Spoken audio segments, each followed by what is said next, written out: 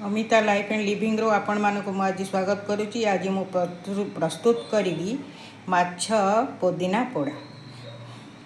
से मु रखी 500 ग्राम माछ, दही 4 चामच, मसला पाई रखी धनिया पत्र, पुदीना पत्र, जीरा, रसुण, सोरिष, कंचा लंका। एबे मु माछ को भल भाव धोई देछि।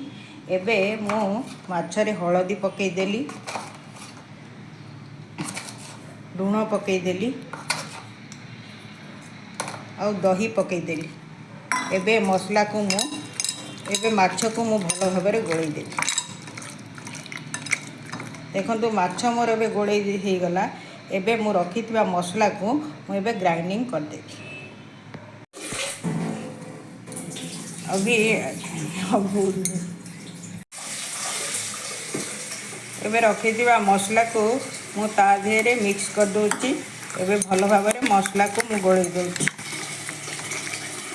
एबे मु माछ एयर फ्रायर रे पोड़ा पत्र पोड़ा करी।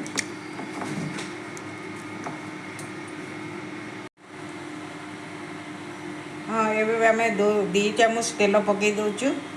एबे माछ को भल भाव मु 2 चामच तेल पकईकी गोले देबी।